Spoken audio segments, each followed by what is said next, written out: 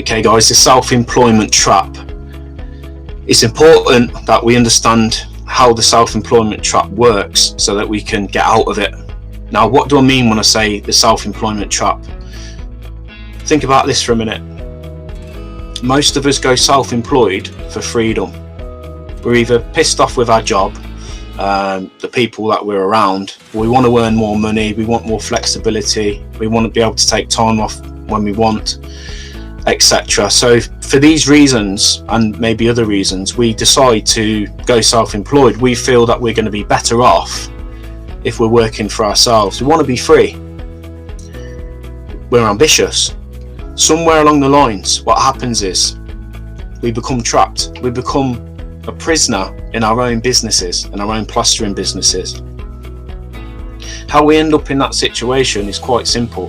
When we go self-employed, typically we know how to use these. We've got good with our hands. We've become very competent at plastering. But what we haven't got good at is how to find work, how to get work, how to generate work consistently, week in and week out, every single week, 52 weeks of the year. We don't know how to do it. So what we tend to do is we outsource that part of our business to somebody else. For example, Checkatrade, My Builder. We might pay a website developer, 500 quid to build us a site, but it's not ranking on any search engines, so we're not getting any leads from it. It doesn't work. I mean, we might get a bit of success with these trade association sites. We might get a bit of work coming in, but we are being pitched against other plasterers on them sites as well, and it becomes a bit of a bidding war. Oftentimes, it becomes a race to the bottom. Then what we do is we think, this is bloody hard, this is expensive. Some weeks I'm earning good money, other weeks I've got no work. Then we start looking for reoccurring work. So we'll approach builders, construction companies, developers, agencies. We've all done it. I did this in the early years. We're trying to get work that is consistent and regular.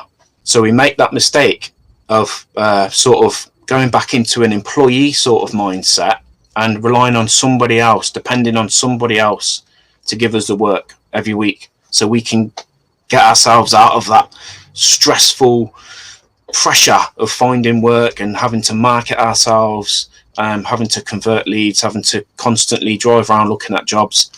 We don't want to do it. So this part of self-employment life, that's part and parcel of being self-employed, because we don't know how to do it, lead generation, selling, online marketing, etc. We don't really know how to do it because we've not been trained. We've only been trained with these. We decide that we're going to be better off working for, say, a builder, for example. Now, I've worked for some builders in the past. There's nothing wrong with working for builders if that's what you want, if that's what you desire.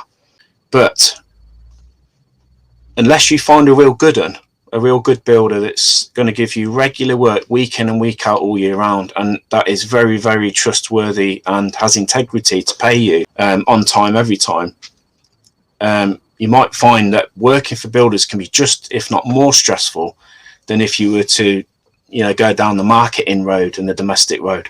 So this training program is predominantly aimed at domestic spreads that are trying to raise their game and get a bit more clued up on the lead generation side of things. Now, another issue with depending on construction companies, builders, etc. for regular work is you're going to hit a ceiling with what you can earn within a year's period. We all get 365 days within a year, and we all have 6 weeks off.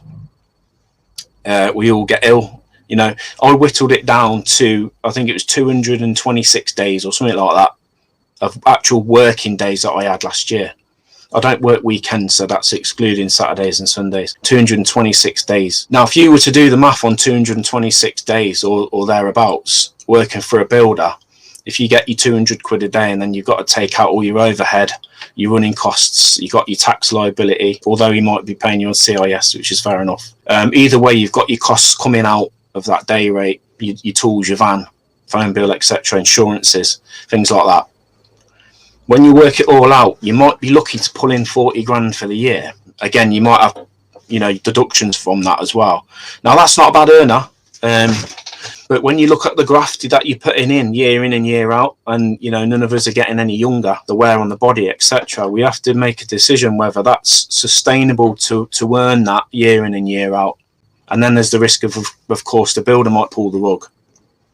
So the self-employment trap, really, it's talking about somebody that went self-employed for ambitious reasons, to start their own business, to earn above average income, to target work in their local area, maybe build their name up and get the name on the side of the van, work for themselves. But at some point, they've thrown the towel in and give up because it's too hard. At this point, they've probably started a family, probably got a young family to support and feed. They've probably got a mortgage, they've probably got car payments or a van payment, etc. They've become trapped because now they need that income week in and week out to pay bills, to survive, to raise their kids. But they don't know how to get out of this trap they're in because they don't know how to market, they don't know how to generate leads, they don't know how to convert leads, they don't know how to communicate with their customers, they don't know how to market on the internet and create videos, etc. So they've become trapped. You can also become trapped within the domestic arena because you can become known as the cheap guy, which I've done this same mistake myself, where because we don't know how to generate leads, we end up jumping onto socials, we have our name thrown around on there, but we become known as the cheap plasterer. Oh, I know a plasterer. And then you work for cheap clients all the time. You're underselling yourself, you're undervaluing yourself, you're not putting the prices in that you could because you're worried that you won't win the work. You want to get your diary full, you want to get that calendar filled up, and because you're anxious about prices and about earnings and about your diary and etc., you know that you've got competition. You've attracted in cheap customers because you've gone cheap, you've given a cheap price. These people are friends and they mix in certain social circles. So, of course, your names get passed around to other cheap people that need a cheap job. You become known as a cheap plasterer. Once you're in that little trap, it's hard to get out of it because this is a reality. It doesn't matter where you live. It could be any city or even a rural location. There's going to be a spectrum of plasterers in your area, okay? They're going to range from semi-skilled labourers that do a bit of patching up. There's going to be average plasterers that can do a bit of everything, but they're not really a specialist in any area. They just do a bit of this and a bit of that. They're quite competent. Then there's going to be specialists in your area where you live. These are the guys that are earning all the money in the plastering trade. Why? Because they've learned two things. Well, they've learned a few things, but the two main things they've learned how to do: how to market their services and their speciality. They've learned how to market online, how to do it, and they're marketing directly to their client. They're not marketing to a middleman like a builder. They're marketing directly to the homeowner 9 times out of 10. So they've cut out the middleman. They've chopped out the middleman because they know that middleman is going to be the guy who's earning all the money, not them. So they've got rid of him and they've gone directly to the client. They've learned how to convert those leads. So they're getting leads coming in now because they've got a decent marketing strategy in place. But they've also learned how to convert the leads. So once they've got the lead, the customer's contact details, they know how to sell. They know how to influence and convince this customer that they're the right man for the job or lady for the job. They've convinced them. They've created certainty with the customer. So now the customer's confident that this person's going to do the job. Now they've done that by creating a solid brand, building up social proof. In other words, this customer can go and do their homework on this business, come away thinking they're great, they're fantastic, I can't find any negative feedback on them. They've got glowing reviews, they've done all these huge projects that I can see on their videos. They walk their talk. They're going to be the sort of business where the customer's proud to have them pull up on the driveway, keeping up with the Joneses and all that rubbish. But there's a certain psychology to it as well. People that have a bit of this, they don't want you pulling up on the drive with oil pissing out your van. You know, you turning up in your tracky bottoms and your Burberry hat, your baseball cap, smoking a roll up, etc. Now, you know, and I know, being a good person goes beyond image. But business is all about perception. And again, if you were a customer and you had to pick, who would you pick? If you didn't know, who would you pick? So you're going to go with the most reputable person who you feel confident in, who's taken their business seriously, invested in their business.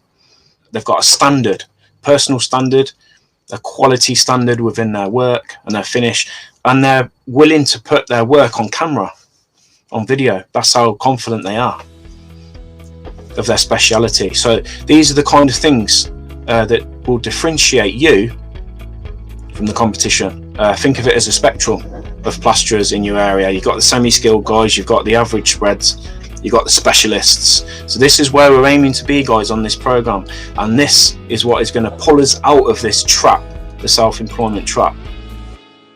So I hope that's give you a good insight into what I mean when I say the self-employment trap, which many of you may be in now, which is why you're here.